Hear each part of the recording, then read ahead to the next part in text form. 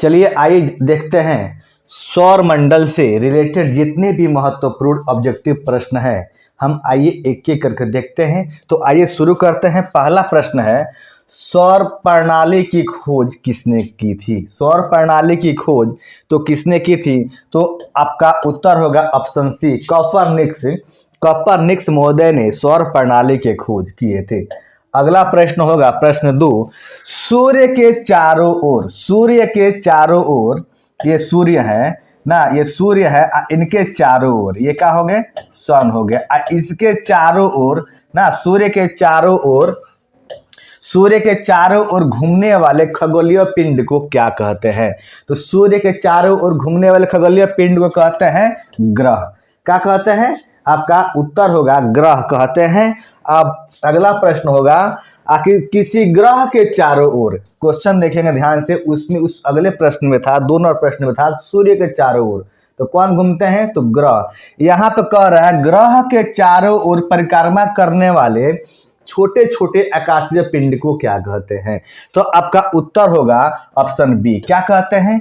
तो उपग्रह। ग्रह के चारों ओर कौन परिक्रमा करते हैं, कौन चक्कर लगाते हैं? तो उपग्रह लगाते हैं। आपका उत्तर क्या होगा? ऑप्शन बी होगा। अगला प्रश्न है, ग्रहों की गति का नियम किसने प्रतिपादित किया था? यानी ग्रहों के नियम किसने दिया था? तो आपका उत्तर होगा ऑप्शन बी, केपलर महोदय ने दिए थे। अगला प्रश्न होगा सौरमंडल में कुल कितने ग्रह हैं? क्या होगा? देखेंगे ध्यान से, प्रश्न है सौरमंडल में कुल कितने ग्रह हैं? तो ग्रहों की संख्या कितने हैं? तो अभी वर्तमान में ग्रहों की संख्या 8 है। पहले कितने थे? तो 9। कौन कौन है? आइए देखते हैं। देखेंगे बुध ना, ये क्या है? सूर्य से बढ़ते हुए क्रम के अनुसार यहाँ सूर्य हो गए, ये सूर्य हो गए, और इसके अनुसार बुध, शुक्र, बुध, शुक्र, पृथ्वी,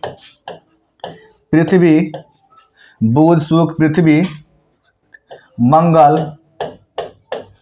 बृहस्पति,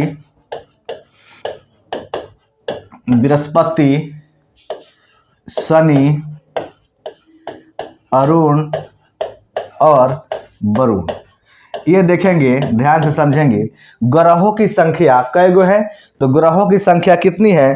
तो ग्रहों की संख्या 8 है। ये 1 नंबर है, ये 2 नंबर है, ये 3 नंबर है, ये 4 नंबर है, ये 5 नंबर है, ये 6 नंबर है, ये 7 नंबर है, ये 8 नंबर है।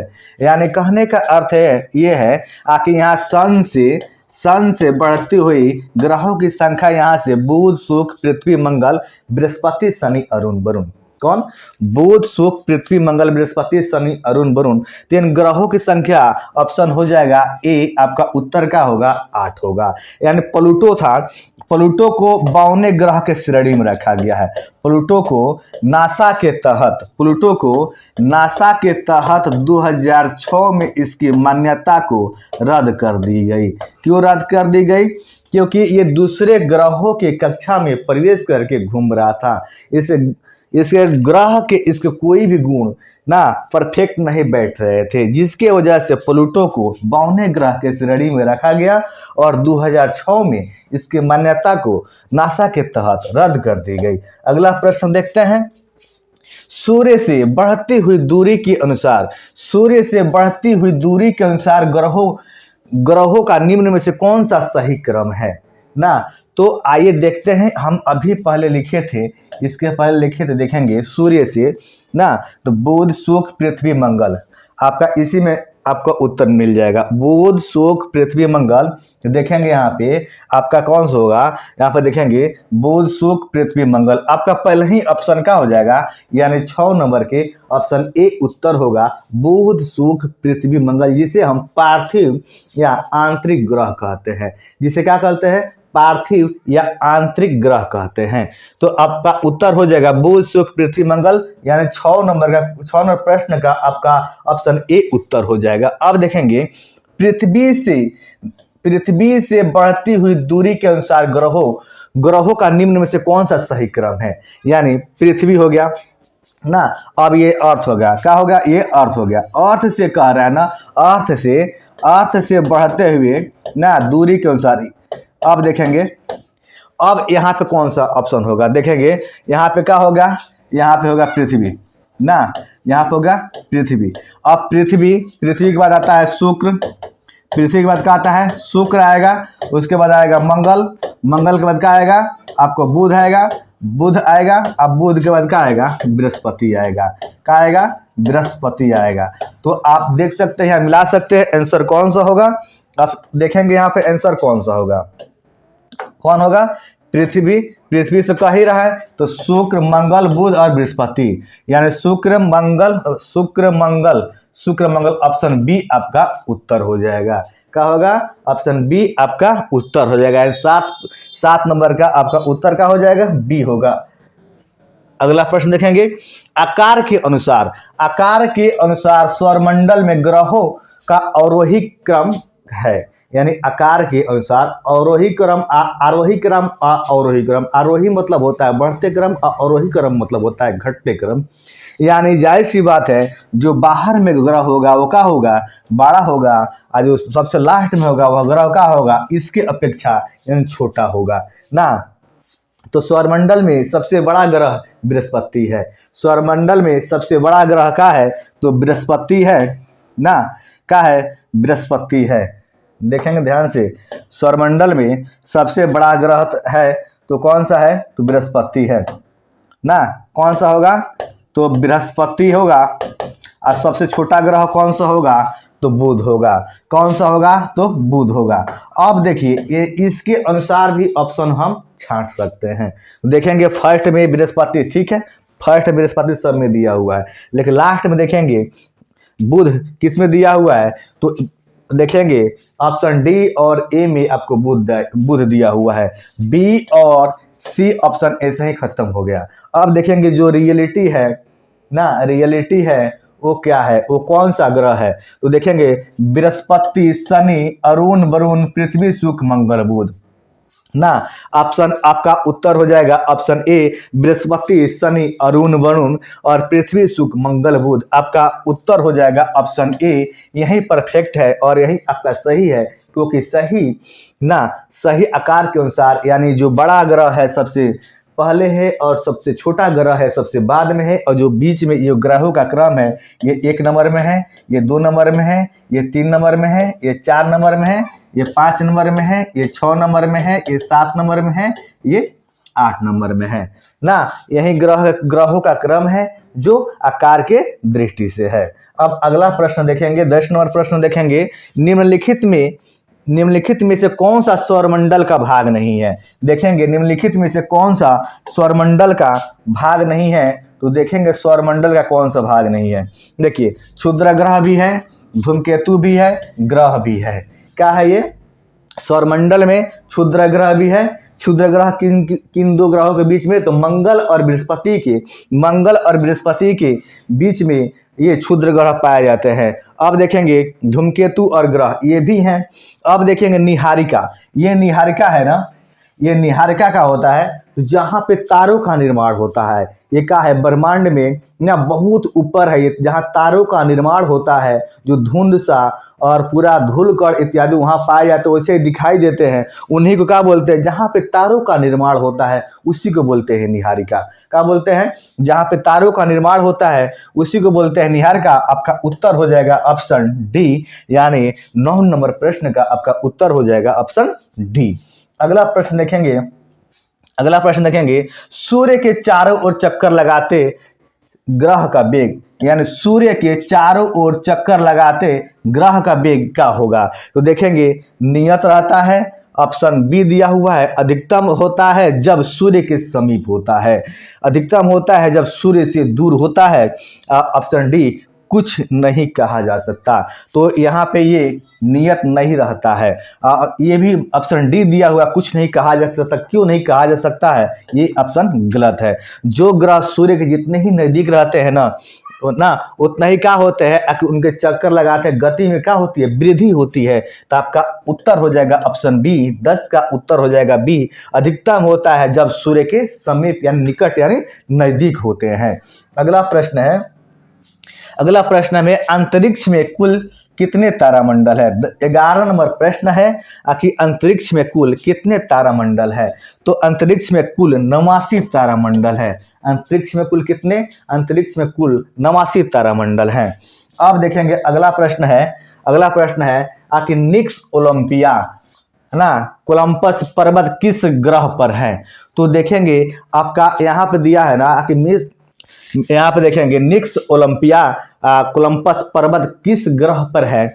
तो आपका उत्तर होगा मंगल ग्रह पे। आपका उत्तर होगा मंगल ग्रह पे। मात्र मंगल ग्रह के 2 ही उपग्रह है। कौन कौन है, फोबोस और डिमोस। कौन है, तो फोबोस और डिमोस है। कौन है, तो फोबोस और डिमोस है। कौन, फोबोस और डिमोस है। कौन है, तो फोबोस और डिमोस। मंगल ग्रह के 2 ही ग्रह है। और शुक्र ग्रह का देखेंगे, ध्यान से समझेंगे। शुक्र ग्रह और बुध ग्रह के कोई उपग्रह नहीं है। क्या है, कोई उपग्रह नहीं है। और इनका कौन है, 2 ग्रह है, फोबोस और डिमोस। अगला प्रश्न देखेंगे हम दिया है पार्थिव ग्रहों की संख्या कितनी है। पार्थिव देखेंगे, ये बुध शुक्र पृथ्वी मंगल ये 4 ग्रह ना, बुध शुक्र पृथ्वी मंगल, ये 4 ग्रह। ये 4 ग्रह को ना हम आंतरिक, यही 4 ग्रह को हम बोलते हैं आंतरिक ग्रह। क्या बोलते हैं, आंतरिक ग्रह। क्या बोलते हैं, तो आंतरिक ग्रह या यही बोलते हैं पार्थिव ग्रह। क्या बोलते हैं, तो पार्थिव ग्रह। क्या बोलते हैं, तो पार्थिव ग्रह। जिनकी संख्या कितनी है देख लेंगे, काउंट कर लेंगे, 1 2 3 और 4। आपका उत्तर कौन हो जाएगा, ऑप्शन बी उत्तर आपका हो जाएगा। पार्थिव ग्रहों की संख्या कितनी है, तो ऑप्शन बी कितना हो जाएगा, तो 4 हो जाएगा। यही बुध शुक्र पृथ्वी मंगल को, यानी ग्रह संख्या क्या गो, 8 गो। यही बुध शुक्र पृथ्वी मंगल को पार्थिव या आंतरिक ग्रह कहते हैं। क्या कहते हैं, कि आंतरिक या पार्थिव ग्रह कहते हैं। अगला प्रश्न होगा कि निम्नलिखित में से कौन सा पार्थिव ग्रह नहीं है। देखेंगे ध्यान से, यहाँ पे देख लेंगे पार्थिव ग्रह कौन कौन से है, बुध शुक्र पृथ्वी मंगल। कौन कौन से है, बुध शुक्र पृथ्वी मंगल। तो देख लेंगे इनमें से कौन सा ग्रह उसमें नहीं है। देख लेंगे, तो बुध शुक्र पृथ्वी मंगल, इसमें से पृथ्वी नहीं है, कोई बात नहीं है। लेकिन आपको दे दिया है, इसमें कह रहा है कि कौन सा पार्थिव ग्रह नहीं है। तो इसमें से कौन सा, 3 गो तो हिले है, 1 गो नहीं, ऑप्शन डी यानी शनि नहीं है। क्या होगा, यहाँ पे आपका उत्तर हो जाएगा ऑप्शन डी शनि ग्रह, यानी ये पार्थिव ग्रह नहीं है, बाह्य ग्रह है, यानी बृहस्पतिय ग्रह है। अब देखेंगे बाह्य ग्रह या बृहस्पतिय ग्रह ना, सदृश ग्रहों की संख्या कितनी है। तो अभी देखे हम ना आके पार्थिव या आंतरिक ग्रहों की संख्या कितनी है, तो 4 है। इनका भी ग्रहों की संख्या कितनी होती है, 4 है। तो आखिर ग्रहों की संख्या कितनी होती है, तो 4 होती है। तो कौन कौन ग्रह है, तो ग्रहों की संख्या अभी बताए 8 ना, बुध शुक्र पृथ्वी मंगल ना, इन्हें बोलते हैं आंतरिक या पार्थिव। मंगल के बाद बुध शुक्र पृथ्वी मंगल, मंगल के बाद आता है बृहस्पति। कौन आते हैं, बृहस्पति और शनि, अरुण और वरुण। अरुण का होगा और वरुण, ये क्या होंगे ना, ये ही बोला जाता है ना बाह्य ग्रह। क्या बोला जाता है, यही बोला जाता है बाह्य ग्रह। क्या होता है, यही बोला जाता है बाह्य ग्रह, या क्या बोला जाएगा आपको, बृहस्पतिय ग्रह। क्या होगा, बृहस्पतिय ग्रह। क्या होगा, तो बृहस्पतिय ग्रह बोला जाएगा। आपको क्या होगा, बृहस्पतिय ग्रह बोला जाएगा। क्या होगा, तो आपको बृहस्पतिय ग्रह बोला जाएगा ना। ये किसको बृहस्पतिय ग्रह बोला जाएगा, तो यही चारों के बृहस्पतिय ग्रह बोला जाएगा। ठीक है, तो इसको क्या बोला जाएगा, बृहस्पति शनि अरुण और वरुण को क्या बोला जाएगा, बृहस्पतिय ग्रह या वाह्य ग्रह बोला जाएगा, जिनकी संख्या कितनी है, तो 4 है। ऑप्शन क्या हो जाएगा, सी आपका उत्तर हो जाएगा। अब देखेंगे बृहस्पति सदृश ग्रहों में सम्मिलित नहीं है। देखेंगे कौन कौन है, तो बृहस्पति शनि अरुण वरुण क्या होगा, बृहस्पति शनि अरुण वरुण। अगला आपका देखेंगे कौन होगा, तो बृहस्पति सदृश ग्रहों में सम्मिलित नहीं है। तो बृहस्पति शनि अरुण वरुण, बृहस्पति नहीं है, शनि अरुण और वरुण दिया हुआ है। आपका उत्तर क्या हो जाएगा, ऑप्शन डी मंगल यानी पार्थिव या आंतरिक ग्रह, यानी जो पहले है उसे आंतरिक या पार्थिव ग्रह बोलते हैं। जो बाद में है ना, 8 ग्रह में जो बाद में है उसे क्या बोलते हैं, यहाँ पे देखेंगे बृहस्पति या बाह्य ग्रह बोलते हैं। अगला प्रश्न आपका होगा, अगला प्रश्न दिया है कि निम्नलिखित में से किन 2 ग्रहों को छोड़कर से सभी ग्रह सूर्य के चारों ओर वामावर्त घूमते हैं। बहुत अच्छा प्रश्न है, ये बहुत बार पेपर में पूछा हुआ है ना। तो देखेंगे आपका उत्तर होगा डी शुक्र और अरुण, यानी कहने का अर्थ है कि शुक्र ग्रह पर हमेशा सूर्योदय जो है पश्चिम दिशा में होता है। सूर्योदय कहाँ होता है, पश्चिम दिशा में होता है। बाकी सब ग्रहों पर सूर्योदय पूर्व दिशा में होता है, यानी ये वामावर्त। देखिए निम्नलिखित में से 2 ग्रहों को छोड़कर से सभी ग्रह ना सूर्य के चारों ओर वामावर्त में घूमते हैं। इन दोनों को छोड़कर के ये यानी दक्षिणावर्त में घूमते हैं, ये क्लॉकवाइज घूमते हैं। बाकी सबका एंटी क्लॉक पश्चिम से पूर्व दिशा में घूमते हैं ना, पश्चिम से पूर्व दिशा में घूमते हैं। इसलिए उनपे क्या होता है आके सूर्योदय पूर्व दिशा में होता है और ये घूमते हैं पूर्व से पश्चिम दिशा में घूमते हैं, इसलिए इन पर सूर्योदय क्या होता है, पश्चिम दिशा में होता है। कौन होगा आपका उत्तर, ऑप्शन डी यानी शुक्र और अरुण आपका उत्तर हो जाएगा। अगला प्रश्न देखते हैं, सौरमंडल का जन्मदाता किसे कहा जाता है। सौरमंडल का जन्मदाता किसे कहा जाता है, सूर्य को, पृथ्वी को, बृहस्पति को, शनि को। जी नहीं, आपका उत्तर होगा ऑप्शन ए सूर्य को। सूर्य को सौरमंडल का प्रधान कहा जाता है, क्योंकि सूर्य से ही सबको प्रकाश मिलता है। सूर्य से ही क्या होते हैं, सब ग्रह प्रकाशित होते हैं ना। अगला प्रश्न देखेंगे, अगला प्रश्न है आपका, अगला प्रश्न ब्रह्मांड में विस्फोटित तारा कहलाती है। ब्रह्मांड में विस्फोटित तारा कहलाती है। वायुमंडल समझेंगे, वायुमंडल मतलब क्या होता है, नीचे परत ना, ब्रह्मांड होता है सबसे ऊपरी परत ना, जिसमें क्या होता है, यहाँ प्रश्न है ब्रह्मांड में विस्फोटित तारा है तो अभिनव तारा, यानी इसका उत्तर होगा अभिनव तारा। अभिनव तारा का अर्थ जानते हैं क्या होता है, अभिनव तारा का अर्थ ये होता है कि किसी तारा का जब अंत समय आएगा तो विनाश फटने के द्वारा होगा, उसी को क्या होते हैं, बोलते हैं अभिनव तारा बोलते हैं। तो आपका उत्तर क्या होगा, ऑप्शन डी अभिनव तारा हो जाएगा। अब देखेंगे वैज्ञानिक जिन्होंने सर्वप्रथम खोज की कि पृथ्वी सूर्य के चारों ओर घूमती है। यहाँ पर देखेंगे फिर से क्वेश्चन 20 नंबर क्वेश्चन बहुत अच्छा है, मस्ट वीवीआई क्वेश्चन है ना। आखिर वैज्ञानिक जिन्होंने सर्वप्रथम खोज की कि आखिर पृथ्वी सूर्य के चारों ओर घूमती है ना, पृथ्वी का है सूर्य के चारों ओर घूमती है, तो ऑप्शन सी आपका उत्तर हो जाएगा। कोपरनिकस महोदय ने बतलाए थे कि पृथ्वी सूर्य के चारों ओर घूमती है। अगला प्रश्न हो जाएगा आपका, अगला प्रश्न होगा कि निम्नलिखित में कौन सा ग्रह नहीं है, निम्नलिखित में कौन सा ग्रह नहीं है जिसे प्राचीन भारतीय ग्रह मानते थे। ऑप्शन देखेंगे, ध्यान समझेंगे। पहले के लोग इसे ग्रह मानते थे, लेकिन क्या है, वो ग्रह नहीं है। तो देखेंगे यहाँ पर दिया है ऑप्शन ए सूर्य और बी मंगल, सी शुक्र और डी शनि। अभी हम देखें बुध शुक्र पृथ्वी मंगल बृहस्पति शनि अरुण वरुण, कहीं सूर्य का जिक्र हुआ नहीं, सूर्य का जिक्र नहीं हुआ। सूर्य क्या है, तो सूर्य क्या है, एक तो सूर्य एक तारा है। सूर्य क्या है, पूरी ब्रह्मांड में बात करना तो सूर्य अकेले एक तारा है ना। अब देखेंगे तो आपका उत्तर क्या हो जाएगा, तो ऑप्शन ए 21 प्रश्न का उत्तर आपका हो जाएगा ए ना। अगला प्रश्न देखेंगे, अगला प्रश्न देखेंगे आपका क्या होगा, अगर सूर्य के संगठन में सहायक गैस है, सूर्य के संगठन में सहायक गैस है, तो सूर्य में बात करें ना तो मुख्य रूप से हाइड्रोजन, और सूर्य में हाइड्रोजन और हीलियम गैस है। तो ऑप्शन दिया होगा कौन सा, तो हीलियम हाइड्रोजन। ना हाइड्रोजन और हीलियम। तो हीलियम, अब हाइड्रोजन की बात करें ना तो सूर्य में 71% है। कितना है? 71% है। और हीलियम की बात करें ना तो 26.6% है। कितना? 26.6%।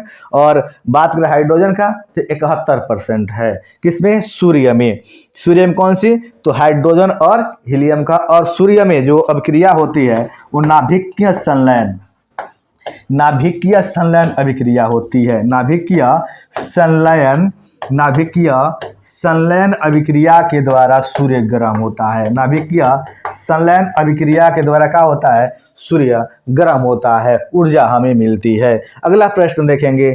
अगला प्रश्न आपका होगा, सूर्य के मध्य भाग को क्या कहा जाता है? सूर्य के, यानी सूर्य हो गए, इनके मध्य भाग को क्या कहा जाएगा? तो ऑप्शन बी यानी प्रकाश मंडल कहा जाएगा ना। क्या कहा जाएगा? प्रकाश मंडल कहा जाएगा ना। अगला प्रश्न देखेंगे।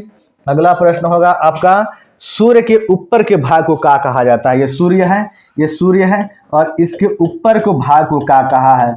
आपका पूछ रहा है अधोमंडल, प्रकाश मंडल। आपको उत्तर होगा ऑप्शन सी, वर्णमंडल कहा जाता है। क्या कहा जाएगा? तो वर्णमंडल। आपके क्या कहा जाए? वर्ण मतलब क्या होता है? ये रंग का पूछा कहा है तो वर्णमंडल का है तो ऊपर वाला भाग का होता है? लाल होता है ना। सूर्य से बात आई तो यहाँ पर समझ लेंगे, जब सूर्य में लालिमा होता है, सूर्योदय के समय क्या होता है? सूर्योदय यानी सूर्य उदय हो रहा है, उस समय बच्चों को, छोटे बच्चों को ना, जो हाल ही फिलहाल जन्म लिए हैं, उनको सूर्य का प्रकाश दिखाना चाहिए, क्योंकि सूर्य के प्रकाश से क्या मिलती है? विटामिन डी भरपूर मात्रा में मिलते हैं, उनको बहुत बीमारी से राहत मिलती है। जैसे ना, जैसे रिकेटस क्या होता है? रिकेटस यानी ऐठन मरोड़ की बात करें ना, ऐठन मरोड़ मतलब क्या होता है? बच्चे छोटे रहते हैं, पूरा शरीर ऐसे ऐंठ ऐंठ कर रोते हैं, पूरा शरीर क्या है? ऐसे ऐंठ ऐंठ कर रोते हैं, जिससे पीलिया जैंडिस रोग से भी क्या होता है? निजात दिलाता है ना। ये कौन? तो आपको जो लालिमा होता है सूर्य में, यही क्या होते हैं? जैंडिस रोग से भी निजात दिलाते हैं। अगला प्रश्न देखेंगे। अगला प्रश्न है कि सूर्य सदैव पूर्व में निकलता है क्योंकि? अभी इसका जिक्र इससे पहले भी किए थे, अभी भी देख रहे हैं। अब कह रहा है पृथ्वी पश्चिम से पूर्व की ओर घूमती है, और कह रहा है पृथ्वी पूर्व से पश्चिम की ओर नहीं पश्चिम की ओर घूमती है। तो अभी बोले ना आखिर यहाँ पर देखेंगे, आखिर ऑप्शन आपका हो जाएगा 25 का ये हो जाएगा कि हमेशा क्या होता है? सूर्य सदैव पूर्व से पश्चिम निकलता है क्योंकि पृथ्वी पश्चिम से पूर्व की ओर क्या है? हमेशा घूमती है। क्या होगा आपका उत्तर? ऑप्शन ए, पृथ्वी पश्चिम से पूर्व की ओर हमेशा क्या है? घूमती है। अब बात करें ना, आखिर दिमाग में आपका प्रश्न आता होगा ना, आखिर जाए एक बार प्रश्न हमसे एक व्यक्ति ने किए थे, आखिर ये बताइए, आखिर इतना पढ़े लिखे हुए हैं तो बताइए प्रश्न मेरा क्या है? तो आखिर हम पूछे क्या है प्रश्न, तो बोलिए। तो उन्होंने बोला आखिर ये बताइए, आखिर पृथ्वी घूमता है? हम बोले कि जी बिल्कुल घूमता है। तो उन्होंने कहा आखिर ये बताइए, जब पृथ्वी घूमता है तो आपके दरवाजे पे ये दरवाजा लगा है, ये काहे नहीं घूम रहा है? आपके द्वार पे जो पोल है ये काहे नहीं घूम रहा है? ये पेड़ है ये काहे नहीं घूम रहा है? तो जी आपका उत्तर ये होगा, आखिर पूरा सृष्टि घूमता है, पूरा पृथ्वी एक साथ घूमता है, न कि एक भाग घूमता है।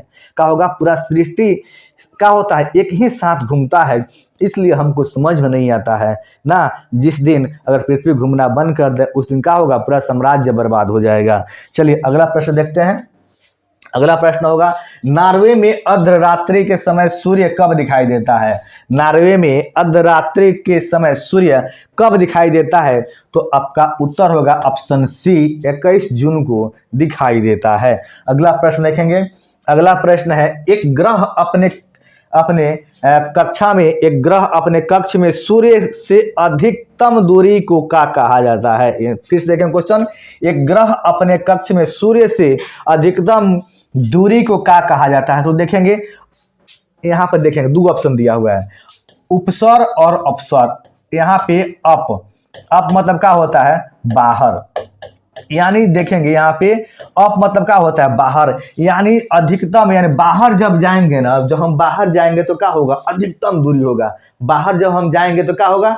दूरी अधिक होगा ना। तो आपका उत्तर क्या हो जाएगा? यहाँ पे ऑप्शन बी आपका उत्तर हो जाएगा, यानी अधिकतम दूरी के लिए क्या होगा? ऑप्शन बी, अपसर आपका उत्तर हो जाएगा। अगला प्रश्न दिया हुआ है, कि एक ग्रह अपने कक्ष में सूर्य से न्यूनतम, न्यूनतम मतलब क्या होगा, कम ना, न्यूनतम दूरी को क्या कहा जाता है? तो अभी बताए अप मतलब क्या होगा, अप मतलब क्या होगा, दूर, उप मतलब क्या होगा, निकट, यानी नजदीक होगा।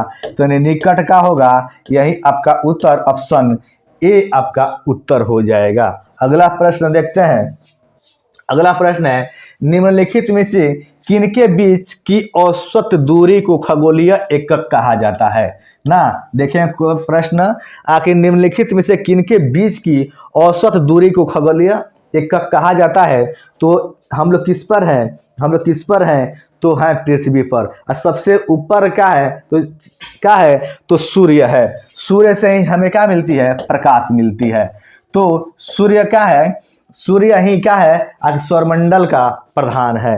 कौन है, सौरमंडल का प्रधान। हम लोग क्या बोलते हैं, इसको मुखिया भी बोलते हैं। सौरमंडल का मुखिया कौन है, तो सूर्य ही है। तो उत्तर क्या हो जाएगा, नीचे क्या है पृथ्वी, ऊपर क्या है सूर्य। तो सूर्य से पृथ्वी के ना दूरी को ही क्या बोलते हैं, खगोलीय एकक। सूर्य से पृथ्वी की दूरी लगभग में 15 यानी 14.98 करोड़ किलोमीटर, यानी लगभग 15 करोड़ किलोमीटर है। ये सब दूरी है क्या, सूर्य से पृथ्वी की दूरी। चंद्रमा के ना, चंद्रमा की दूरी आपको सब A to Z, हमने सूर्य की दूरी, चंद्रमा की दूरी सब वीडियो अवेलेबल कर रखा है ना। अब देखेंगे अगला प्रश्न है, कि मध्य रात्रि सूर्य का क्या अर्थ है? मध्य रात्रि सूर्य का अर्थ क्या है? यानी यहाँ क्वेश्चन है आपका ऑप्शन ए, सांध्य प्रकाश, उदीयमान सूर्य, बहुत चमकदार चंद्रमा, सूर्य का ध्रुवीय वृत्त में देर तक चमकना। ये देखिए प्रश्न क्या है, इसे 2011 में पूछा हुआ है ना। ये क्या होगा, ऑप्शन डी आपका उत्तर हो जाएगा। आपका उत्तर क्या होगा, ऑप्शन डी। ये सब प्रश्न हम लूसेंट वस्तुनिष्ठ ना और लूसेंट ऑब्जेक्टिव से प्रश्न लिए हुए हैं, और आप देखना चाहते हैं तो लूसेंट से आप देख सकते हैं, मिला सकते हैं। धन्यवाद।